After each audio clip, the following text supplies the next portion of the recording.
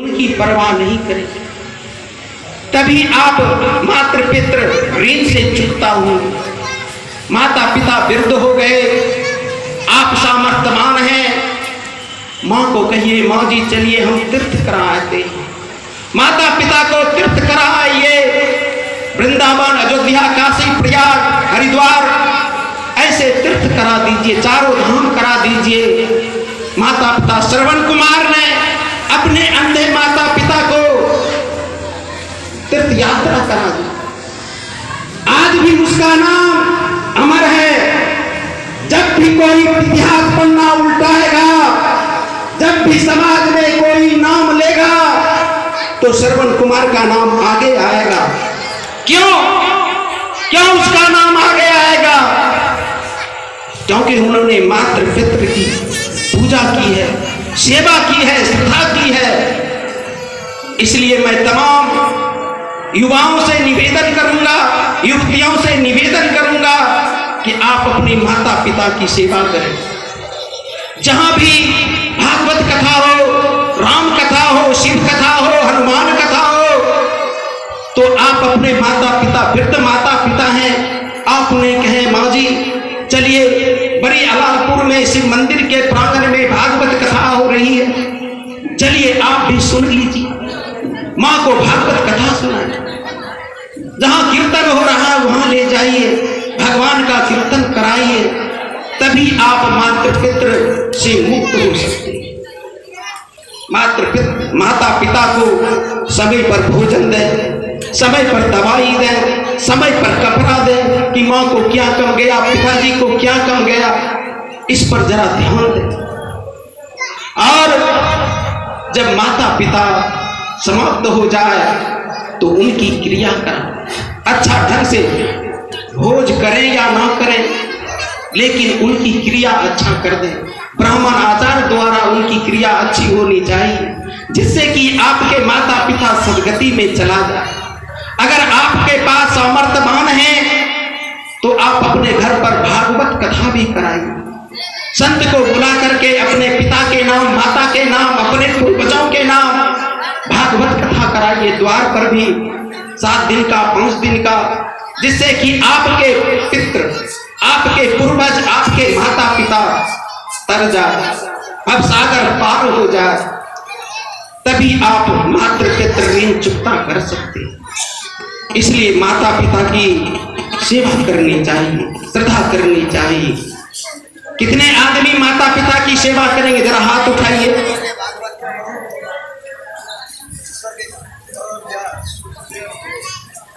ठीक है, गिराइए। सब आदमी माता पिता की सेवा करेंगे।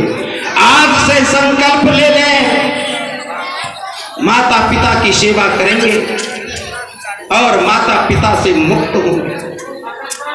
बोलिए वृंदावन बिहारी लाल की जय। दूसरा है देव ऋण, ईश्वर ऋण।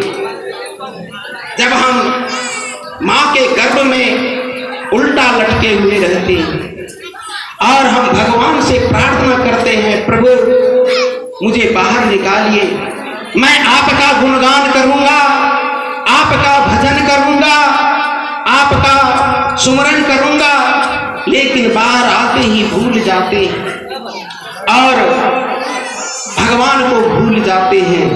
यह हुआ देव ऋण। देव ऋण भी करना चाहिए। देव ऋण कैसे चुकता होगा? देव ऋण कैसे चुकता होगा? ध्यान देंगे। आप सामर्थ्यवान हैं और कहीं पर चापाकल नहीं है, आपके एरिया देख रहे हैं, वहां पर लोग आते हैं लेकिन चापाकल नहीं है, ये देव ऋण हुआ किसी की, जो आपके द्वारा हजारों आदमी जल को पिएंगे और जब उसके कंठ को शीतल करेंगे तो आपको ही दुआ जाएगा, आपको ही सम्मानित मिलेगा। इसलिए आप सामर्थ्यवान हैं तो जहां पर चापाकल नहीं है, पहले राजा महाराजा कुआं खुदवाते थे, जगह जगह कुआं देते थे कि नगर के लोग, राहगीर जो भी जाएंगे उस कुएं से जल को पिएंगे। इसीलिए ये देव ऋण हुआ।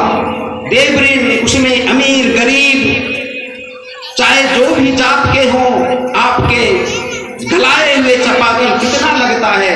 5,000 7,000 में चपाकल गल जाएगा। और आपके दिए हुए चपाकल से कितने राहगीर, कितने हजारों करोड़ों आदमी जल पी करके तृप्त होंगे।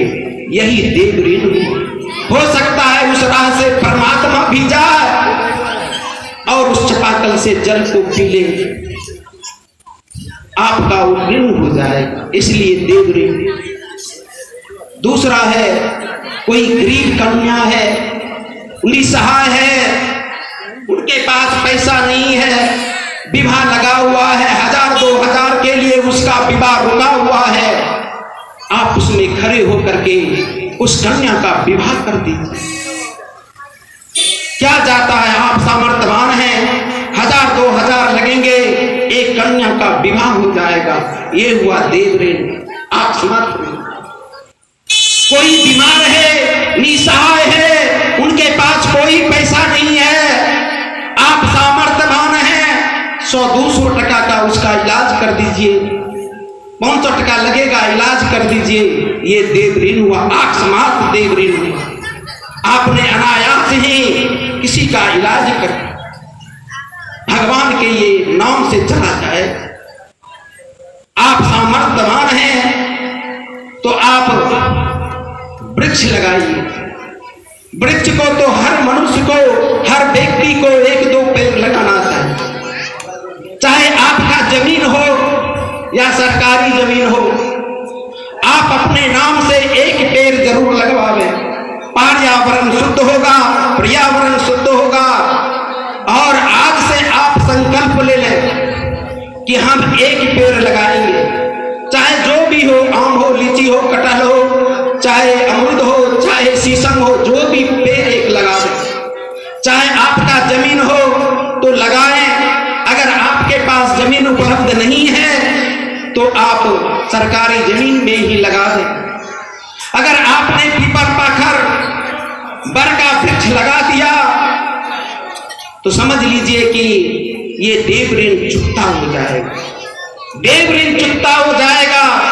जो भी राहगीर जैसे ये वृक्ष लगाया हुआ है, बर का वृक्ष है, बर का नहीं है, बर वृक्ष नहीं है, और इसमें इसके निकट कितने आदमी सुस्ताते हैं। जो भी इस वृक्ष को लगाए होंगे, वह जो भी इस वृक्ष के नीचे सुस्ताते हैं, वो उनको ही दुआ देते हैं। वाह, इस जगह कितना ठंडक है, किस जगह सुस्ताते हैं। और उनका दुआ उन्हीं व्यक्ति के पास जाता है जो कि 1000 आदमी यहाँ पर राहगीर जाते हैं, इस जगह बैठ जाते हैं, सुस्ता देते हैं। आप भी अपने जीवन में ऐसा वृक्ष लगावें ताकि आपका भी नाम ऊंचा हो कि फलाने बाबू ने यह वृक्ष लगाया, देखो यहाँ पर कितने राहगीर बैठते। और वृक्ष लगाने से एक फायदा भी नहीं है, बहुत फायदे हैं। राहगीर जो आएंगे वो तो बैठेंगे, सुस्ताएंगे ही, लेकिन उस पर पशु पक्षी भी घोंसला बनाएंगे। उस पेड़ पर घोंसला, पेड़ ही नहीं रहेगा तो पक्षी घोंसला कहां लगाएंगे? जब आप वृक्ष लगाएंगे तो उस पर चिड़िया चुनमुन घोंसला बनाएंगे, वो भी घर बनाकर उस वृक्ष पर रहेंगे। यह सब सारी दुआएं, सारी जो दुआ है सब आपके ऊपर जाएगा, अनायास ही आपके ऊपर आएगा। इसलिए वृक्ष भी लगाना चाहिए। उस पर कितने चिड़िया चुनमुन रहेंगे और वातावरण भी शुद्ध होगा। इसलिए आज से संकल्प ले लें, देव ऋण चुकता करना है। सामर्थ्यवान है, किसी कन्या का विवाह कर दें, कोई बीमार है उसका इलाज कर दें, और कहीं पेड़ लगवा दें, कहीं चापाकल गलवा दें, और कहीं यज्ञ हो रहा है उसमें दान दे दें, यज्ञ को सफल बनाएं। बोलिए वृंदावन बिहारी लाल की जय। ये हुआ देव ऋण। और तीसरा ऋण है गुरु ऋण। गुरु ऋण, एक बात ध्यान देंगे, कितने आदमी गुरु बनाए हैं, जरा हाथ उठाइए। कितने आदमी गुरु बनाए हैं, हाथ उठाइए। और जो माता बहन भाई बंधु गुरु नहीं बनाए हैं, समझ लीजिए कि आपका जन्म नहीं हुआ। गुरु ही आपको भवसागर से पार करेगा। आप परमात्मा की पूजा खूब करते रहें, जब तक आप गुरु नहीं बनाएंगे तब तक आपकी मुक्ति नहीं होगी। इसलिए गुरु अनिवार्य है।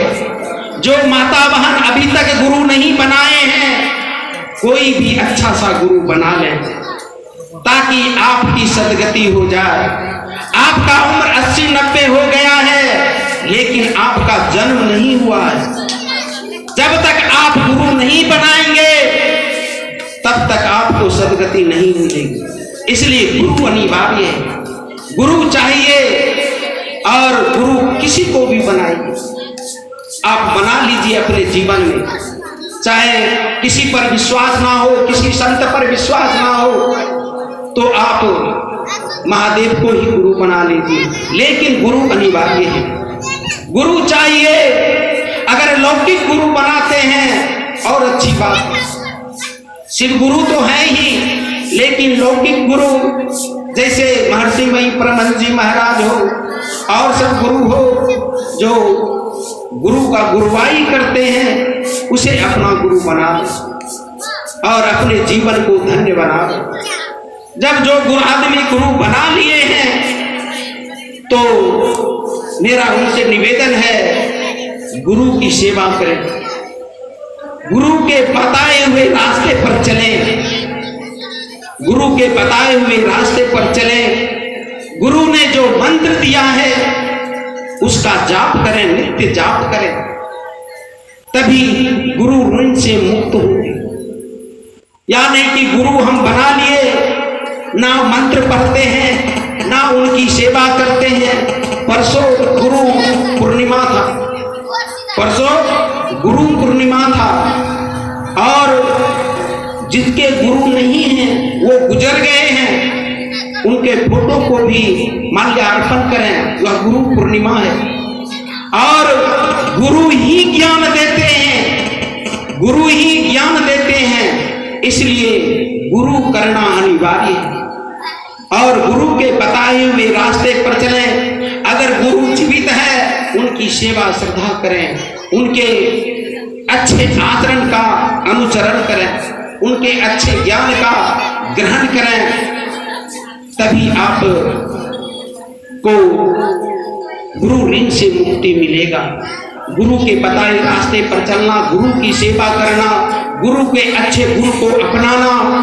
और गुरु जो है वह तो साक्षात परमात्मा है, साक्षात परमात्मा है। हमारे